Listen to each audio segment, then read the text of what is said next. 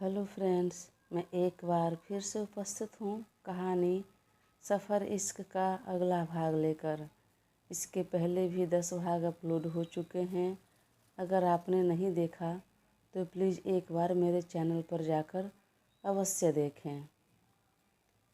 कमरे में बेड पर बेहोश पड़ी वो लड़की कोई और नहीं, जिया ही थे, जिसे इंजेक्ट कर बेहोश कर दिया था और उसकी पहरेदारी में 2 युवक को लगाया था।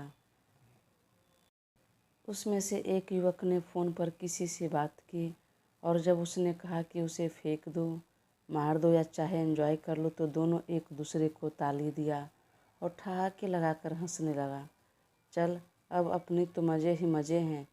मेम साहब ने कह दिया है, अब यह हमारी हो गई। हमें इसके साथ जो करना है कर सकते हैं। फिर आज रात तो पार्टी होगी। तो दूसरे ने कहा, अरे क्या, पार्टी 2 लोगों में होती है, इसमें तो मज़ा भी नहीं आएगा। ठीक है, हम अपने और दोस्तों को बुला लेते हैं। बोलकर वह फिर से एक दूसरे को ताली दिया और कहा, हाँ हाँ, अभी कॉल करके बुलाते हैं। वैसे भी ये लड़की तो इतने नशे में है, इतना हार्ड नशा दिया है कि जल्दी होश में आने से रही, और होश में आने के बाद भी कुछ करेंगे तो ही मज़ा आएगा। और फिर दोनों हंसने लगा। इधर अंकित जी ने जब नील को कहा पग फेरे की रस्म के लिए, तो नील ने साफ इनकार कर दिया। अंकित जी ने फिर कहा तो नील ने चिढ़कर कहा, नहीं पापा नहीं। अब की बार अंकित जी भी नाराज़गी भरे लहजों में कहा, नील, यह मत भूलो, अब तुम्हारी पत्नी है वो, और शादी से जुड़े जो भी रस्में हैं तुम्हें पूरी करनी होगी। पापा, शादी क्यों हुई आपको भी पता है, इसलिए ना तो मैं इस शादी को मान रहा हूँ, ना ही किसी रिश्ते को। और उस घर में अब मैं दोबारा पैर नहीं रखूँगा जिसने मेरे साथ धोखा किया। सब के सब मिले हैं। चुप, बिल्कुल चुप। बोलने से पहले एक बार सोचते नहीं हो तुम? किसके बारे में बात कर रहे हो? किसने धोखा दिया तुम्हें? हमने? सत्येंद्र ने? नहीं, धोखा उस लड़की ने दिया जिसे तुम प्यार करते थे। सोचो, जो तुम्हारी करस थी, पहला प्यार था, जिसके लिए तुमने पहले यह रिश्ता ठुकरा दिया, वह तुम्हें किस तरह ठुकरा कर चली गई। इंसल्ट कर सबके सामने इज्जत बेइज्जत कर सिर झुकाकर चली गई। सिर्फ तुम्हारा नहीं, मेरा भी, और उसी के लिए परेशान हो अभी भी। वह तो धन्यवाद कहो सत्येंद्र को, जो अपनी बेटी देकर हम पर एहसान कर दिया और इज्जत बचा लिया, और इस बच्ची का भी, जो बिना कुछ बोले चुपचाप इस शादी के लिए तैयार हो गई। एक बार सोचा तुमने क्या बीता होगा उस लड़की के ऊपर, उस बच्ची पर, जिसे पहले यह कहा गया कि यह रिश्ता उसके लिए आ रहा है। फिर हमने छोटी बेटी को पसंद कर लिया, फिर उसके साथ रिश्ता तय हुआ। तो खबरदार, आज के बाद ऐसा कुछ नहीं मुँह से निकलना चाहिए। और भूल जाओ उस लड़की को। अरे जिसके साथ तुम 7 फेरे लेकर अपना जीवन बिताने की सोच रहे थे, खुश हो रहे थे, वह तो तुम्हारे साथ 7 कदम भी नहीं चल सकी। वह तुम्हारे साथ तो इतना बुरा करके चल गई। अच्छा हुआ समय से पहले ही उसने ऐसा कदम उठाया। अगर बाद में ऐसा कुछ होता तो फिर जीवन भर का पछतावा और न जाने कितनी जिंदगियां बर्बाद। परंतु नील पापा की बात को इग्नोर किया और कार में बैठने लगा। तो पापा ने फिर कहा, मेरी बातों पर अमल करना, मुझे दोबारा बोलने की ज़रूरत ना पड़े। पर नील ने कुछ जवाब नहीं दिया। वह कार में बैठा और चला गया। तो अंकित बाबू ने तुरंत सत्येंद्र जी को कॉल लगा दिया। अरे भाई, आज नील को फुर्सत नहीं, तो शायद आज बहू को नहीं भेज रहा हूँ। देखता हूँ कल भेज दूँगा, या नहीं तो जल्दी ही। ठीक है भाई, कोई बात नहीं। इधर रास्ते में कार ड्राइव करते हुए नील को एक बार फिर जिया की याद आ गई।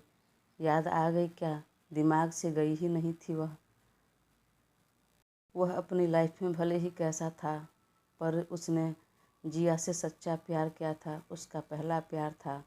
तो जो कुछ भी हुआ उस पर यकीन करने के बावजूद उसके दिमाग से वह जा नहीं रही थी, और एक सवाल बार बार मन में कचोट रहा था, आखिर उसने ऐसा क्यों किया मेरे साथ?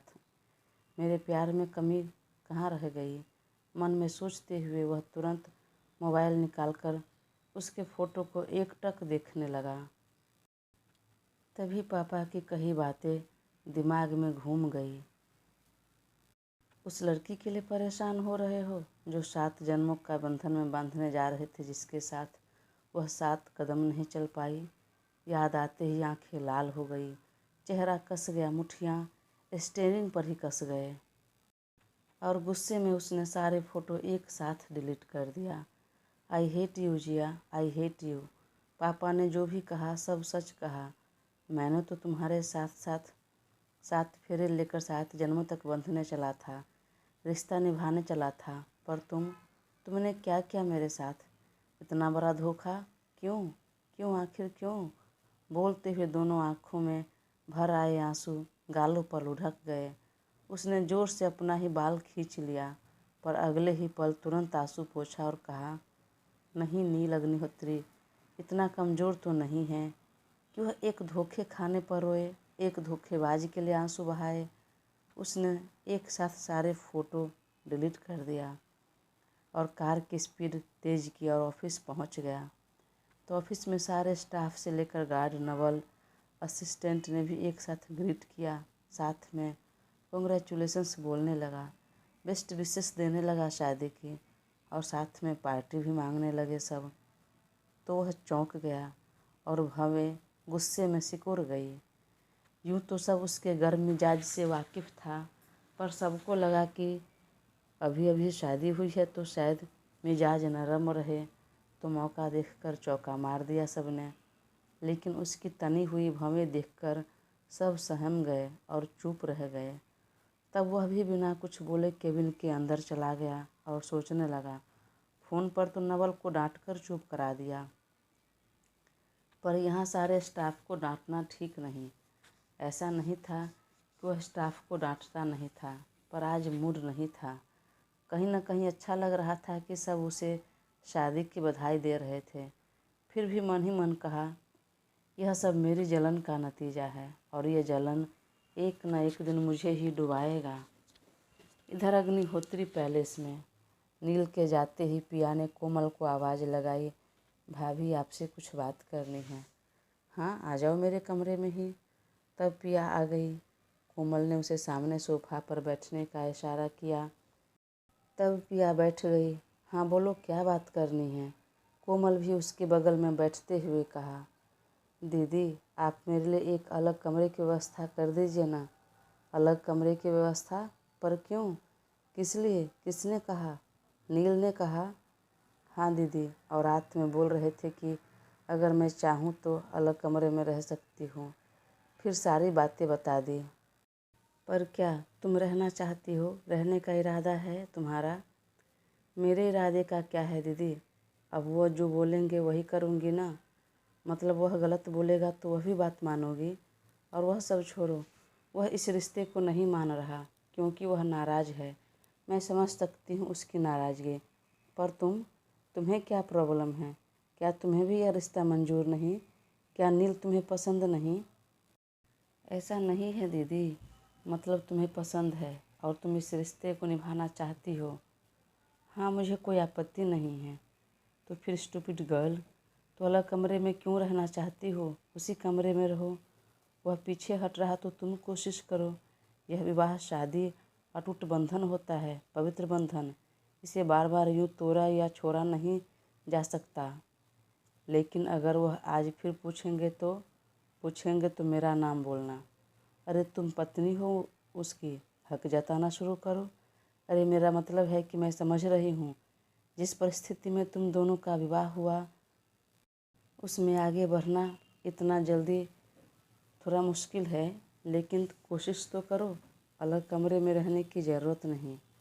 पिया मन ही मन सोचने लगी, लेकिन वह तो जिया से प्यार करते हैं, क्या हमसे प्यार करेंगे कभी? मुझे अपनाएंगे? कोशिश करने में क्या जाता है? वैसे लगातार हम एक साथ रहे तो 2 अजनबियों को भी लगाव हो जाता है। फिर तुम दोनों तो पति पत्नी हो। चलो जाओ, इससे आगे मैं कुछ नहीं बोलूँगी। और फिर यह रूम बदलने वाली बात मुझसे मत करना आगे से। वह दोनों कमरे में इधर बात कर रहे थे, तभी किरण जी ने कहा, अरे युवान जी मम्मा, इधर आओ जरा। और सुखी घर का नौकर, उसे भी बुला कर लाओ और साथ में एक दो और नौकर को भी। क्यों माँ, क्यों काम हो गया?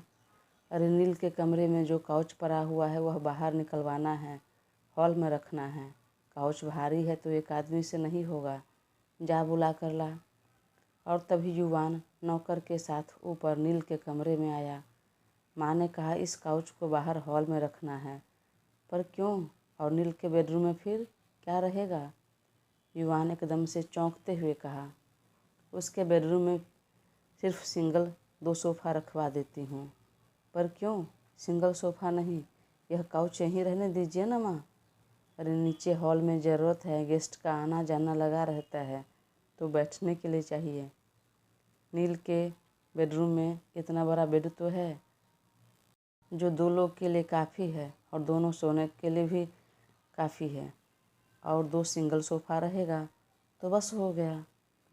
तब तक कोमल और पिया भी ऊपर आ गई और काउच को बाहर जाते देख पिया कोमल की तरफ देखने लगी और मन ही मन बोली, कहाँ तो वह कमरा अलग करने की बात कर रहे थे, पर यहाँ तो काउच भी चला गया। अब रात में मैं कहाँ सोऊंगी? वहीं कोमल मन में कहा, माँ जी आप ठीक कह रही हैं, यहाँ इतना बड़ा काउच रखने की ज़रूरत नहीं रूम में। और मन ही मन बोली, अब अलग अलग सोने का झंझट ही खत्म। नील कई दिनों के बाद ऑफिस गया था तो वहाँ काम बहुत ज़्यादा था। वह काम जो करने लगा तो समय का अंदाज़ा नहीं रहा। असिस्टेंट नवल ने कई बार टोका भी, लेकिन वह हर बार डपट कर भगा देता। यह देखकर नवल चिढ़ गया। सर भी ना हमेशा काम को ही इम्पोर्टेंस देते हैं। अरे नई नई शादी है, इतनी खूबसूरत बीवी है तो घर जाए ना, यहाँ क्या कर रहे हैं? पहली बात, इन्हें तो इतनी जल्दी काम पर आना नहीं चाहिए था। अपनी दुल्हनिया के साथ जाते कहीं हनीमून मना कर आते, लेकिन उनको काम के आगे कहाँ कुछ सोचता है। पहले तो ये था कि शादी नहीं हुई थी, अब तो शादी हो गई है और भला इतनी सुंदर बीवी को छोड़कर ऑफिस में कैसे काम करने में मन लग सकता है किसी का।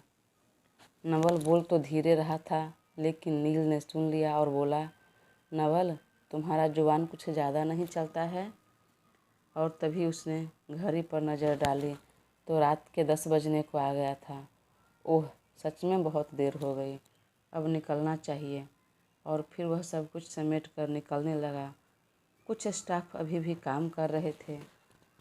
वह अपने केबिन से बाहर निकला तो वहाँ 2 फीमेल स्टाफ थे। उसने हिम्मत करके कहा, सर पार्टी कब दे रहे हैं?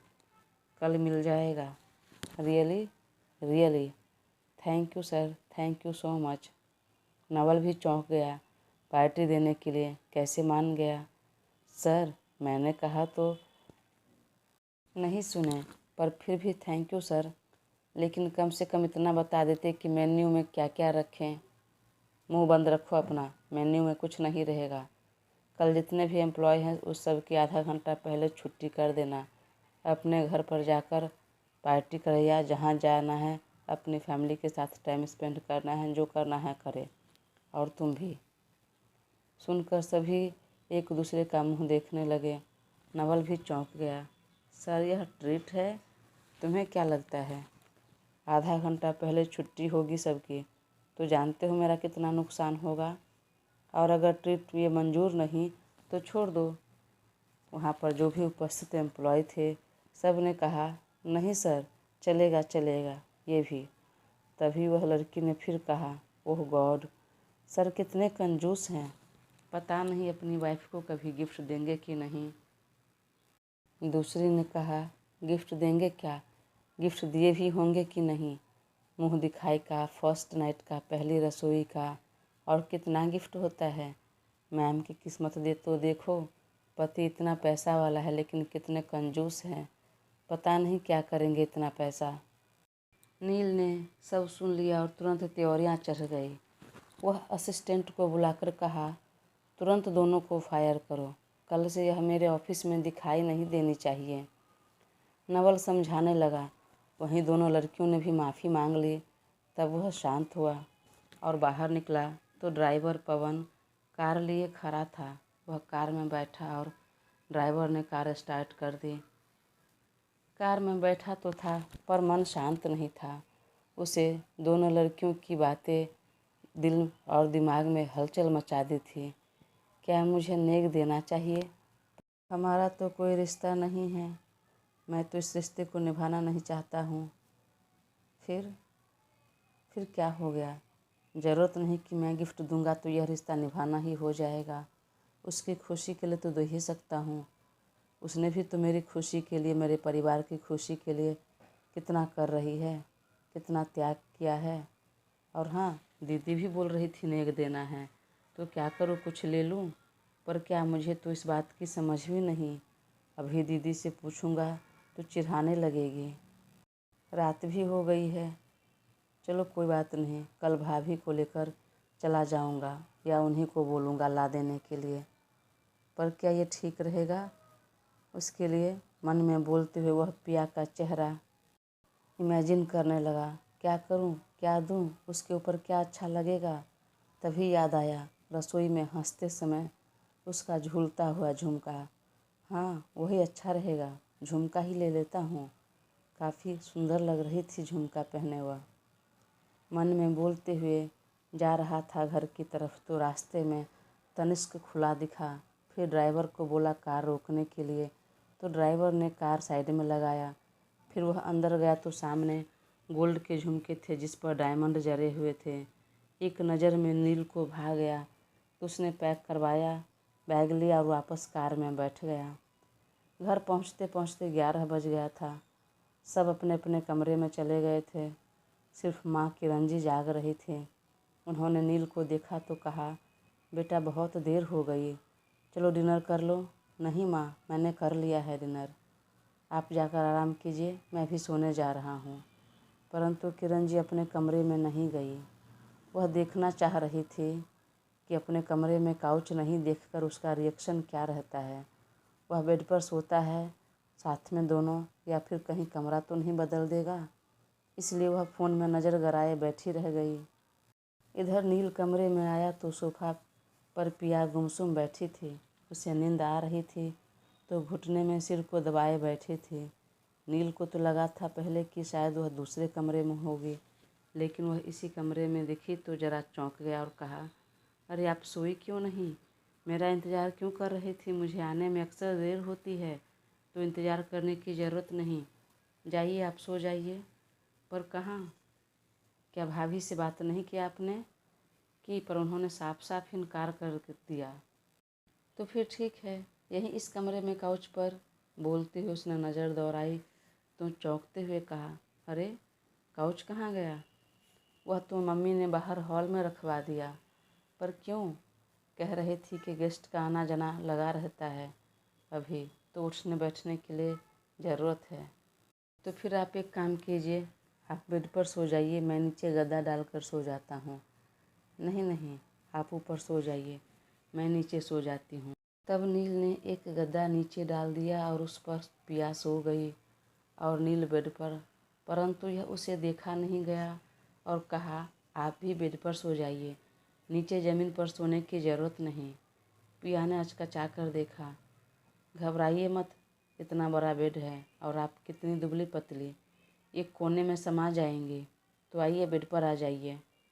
तब वह भी बिस्तर के एक कोने पर जाकर लेट गई और फिर जैसे ही नील बगल में लेटा कि पिया के तन मन में एक अलग सा एहसास हुआ।